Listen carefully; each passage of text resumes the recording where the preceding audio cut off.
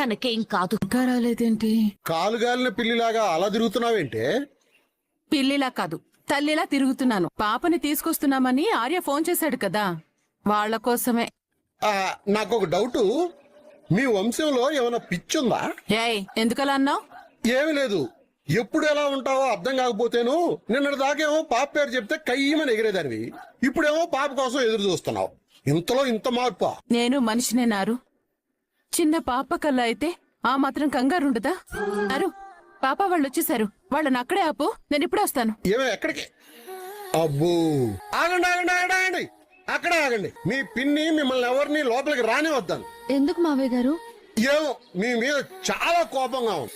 ఈ పొరుగు దిష్టి, పాప మీద కళ్ళేసిన వాళ్ళ దిష్టి, దిష్టి పెట్టిన వాళ్ళ దిష్టి, పాపకి లావడానికి కారణమైన వాళ్ళ దిష్టి, వాళ్ళ కళ్ళు పేలిపోను, వాళ్ళకి పక్షవాతం రాను, జీవితంలో వాళ్ళు కదలకుండా మంచం మీద పడిపోను, అందరి దిష్టి. నారు, ఇంకేమనుంటే చెప్పునారు. నేను ఈ విషయంలో కొంచెం వీక్లే, నీ ఇష్టం వచ్చినట్టు తీసి. సర్లే, నేనే ఆలోచిస్తాను. చించుకో. వాళ్ళకి తినడానికి తిండి దొరకకుండా పోను, వాళ్ళకి కుష్టు వ్యాధి రాను. పిన్ని పిన్ని, ఇంకా చాలా ఆపండి. వినడానికి అది ఏదోలా ఉంది. అలాంటి వాళ్ళకి కళ్ళల్లో గుంటూరు గుంటూరు కారం పొయ్యాలి, చెవుల్లో సీసం పొయ్యాలి. ఇంక చాలేవే, అది ఇచ్చి పంపించు. దివ్య, ఇలా రామ్మా, ఇది మురుకాలలోవే. అలాగే పిన్ని. దాయ్ దాయ్ దాయ్ ఐరాలు తల్లి. నా చిన్ని పాపలు, మా ముద్దు పాపలు, మా చిన్ని కన్నెలు, మా బుజ్జులు. చాలా థ్యాంక్స్ పద్మావతి. నిజంగా ఈ రోజు ఇంట్లో అందరం ఆనందంగా ఉన్నామంటే అది కేవలం నీ వల్లే. నువ్వే కనుక పాపని కాపాడలేకపోయి ఉంటే మేమందరం ఎలా ఉండేవాళ్లమో. అవును పద్మావతి, నీ ప్రాణాలకి తెగించి కాపాడావు. చాలా థ్యాంక్స్ పద్మావతి. అయ్యో బావగారు, అలా చేయకండి. మా అక్క కూతురంటే నాకు కూతురేగా. నా కూతురు నేను కాపాడుకున్నాను, అంతే. అసలేమైంది? కాపాడ్డమేంటి? అమ్మా, హాస్పిటల్లో ఎవరో పాపని తీసుకెళ్లాలని చూశారు. పద్మావతి ప్రాణాలకి తెగించి పాపని కాపాడింది. పాపను ఎత్తుకెళ్లాలని చూసారా? వాళ్ళ చేతులు పడిపోను. అంతా దేవుడి దయ. ఈ పాపకి మనకి ఏదో సంబంధం ఉంది విక్కీ. ఎవరు మన నుంచి విడదేలేరు. అవును మావయ్య, ఐరాలు మనల్ని వదిలి వెళ్ళదు. అమ్మగారు, ఏంటి? మీరేమనుకోనంటే నేను కొన్ని విషయాలు మాట్లాడతానమ్మగారు. అనుకుంటానన్నా సరే, నువ్వు అడగకుండా ఉండలేవులే కాని ఏంటో అడుగు. మీరు యశ్ బాబు గారిని గమనించారో లేదో తెలియదు కానీ నేనైతే గమనించానమ్మగారు. ఏంటి అది? ఈ మధ్యలో బాబుగారు ఉన్నట్టుండి ఆయనలో ఆయనే నవ్వుకుంటున్నాడు, సిగ్గుపడుతున్నాడు, ఒక్కోసారి దిగులుగా ఆకాశాన్ని చూస్తున్నారు. నాకెందుకో బాబుగారికి వయసులో వచ్చే రోగం ఏదో వచ్చిందనుకుంటమ్మగారు. అదే ప్రేమదోమ అంటుంటారు కదా. అవునా? అవునమ్మగారు. ఒకవేళ అది కాకపోతే ఇంకేమైనా ఉందేమో తెలుసుకోండి అమ్మగారు. ఏదేమైనా ఒకసారి డాక్టర్ దగ్గరికి తీసుకెళ్తే బాగుంటుందేమో అమ్మగారు. సర్లే, తర్వాత చూద్దాంలే. అమ్మగారు, మళ్ళీ ఏమైందే?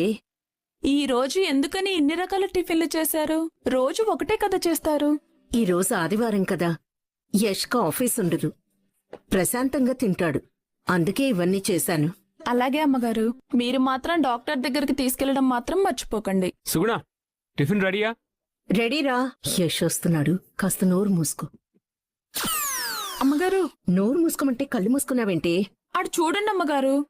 అయ్యో రత్తాలు, నువ్వు లోపలికి పో. ఏమైంది సుగుణ? రత్తాలు అలా వెళ్ళిపోయింది? ఏం లేదులే కాని ముందు కూర్చో. ఏం చేసావు? ఇడ్లీ సూపర్ సుగుణ. రే, ఏమైందిరా నీకు? నాకేమైంది సుగుణ? నేను నార్మల్ గానే ఉన్నానే. నువ్వు నార్మల్ గా ఉంటే నేనెందుకు అడుగుతాను? నిజం చెప్పు, నువ్వు పద్మావతి గురించి ఆలోచిస్తున్నావు కదా. నీ లవ్ ని యాక్సెప్ట్ చేస్తుందా లేదా అని టెన్షన్ తో ఆలోచిస్తున్నావు కదా. అదేం లేదు సుగుణ. మరెందుకురా? బాడీ ప్రెజెంట్, మైండ్ అబ్సెంట్ లో ఉంది. అర్థం కాలేదు. ఈ రోజు ఆదివారం అనే విషయం కూడా తమరికి గుర్తు రాలేదు కదా. అది పక్కన పెడితే ఆఫీస్ కి ప్యాంట్ వేసుకోకుండా బయలుదేరావేంట్రా? అదన్నమాట సంగతి. రే, నీ మనసులో తన మీద ఎంత ప్రేమను పెంచుకున్నావో, ఎంతలా తన గురించి ఆలోచిస్తున్నావో నాకు అర్థమైందిరా. నీ మనసులో ఏముందో అడిగితేనే కదా తెలుస్తుంది.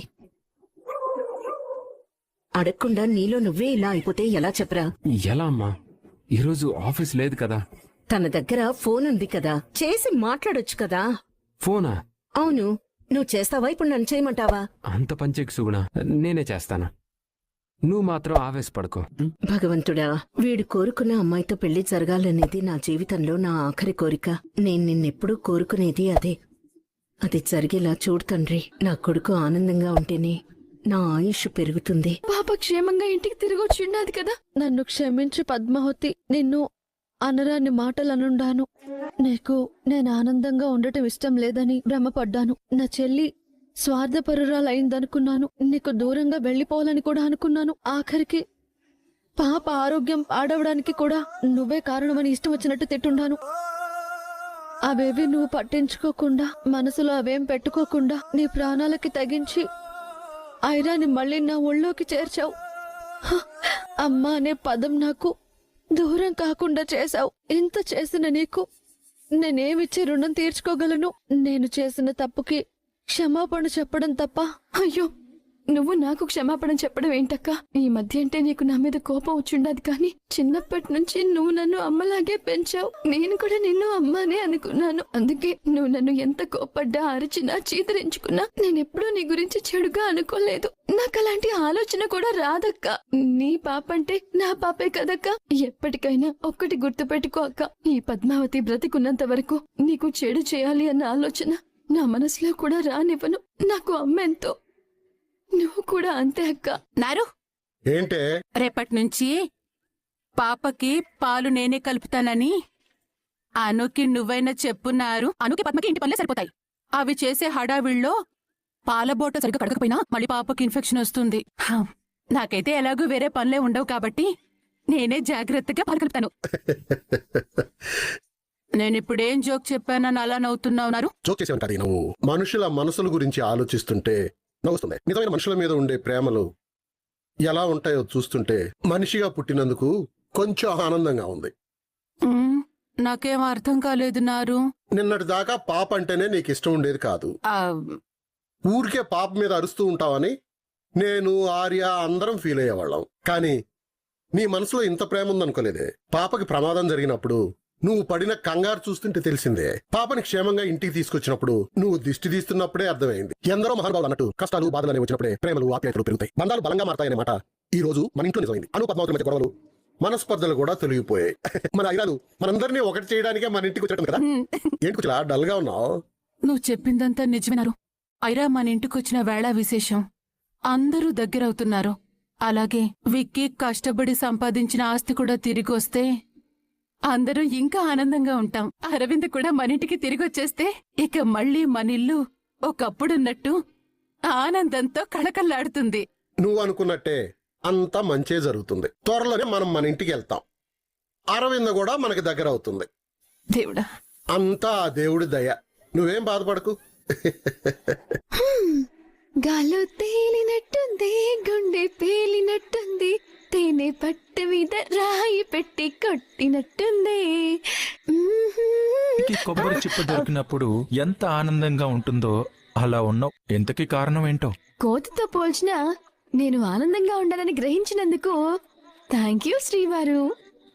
థ్యాంక్స్ వరకు ఓకే, లాస్ట్ లో ఈ శ్రీవారు అనే తోక అవసరమా? ఆనందంలో ఉన్నాను కదా, అందుకే పొరపాటున మీకు రెస్పెక్ట్ ఇచ్చుండా. నేను అడిగిన దానికి ఇంకా ఆన్సర్ రాలా. నీ ఆనందానికి కారణం? నాకు ఊహ తెలిసినప్పటి నుంచి మా అక్కే నాకు ప్రపంచం. అక్క ఉంటే చాలు, అమ్మా నాన్న లేకున్నా బెంగ లేకుండా ఉండేదాన్ని. మా అక్క కూడా నన్ను మా అమ్మ కంటే ప్రేమగా, కేరింగ్ గా చూసుకునేది. మా ఇద్దరికి మా అమ్మ దిష్టి తీయని రోజంటూ ఉండేది కాదు.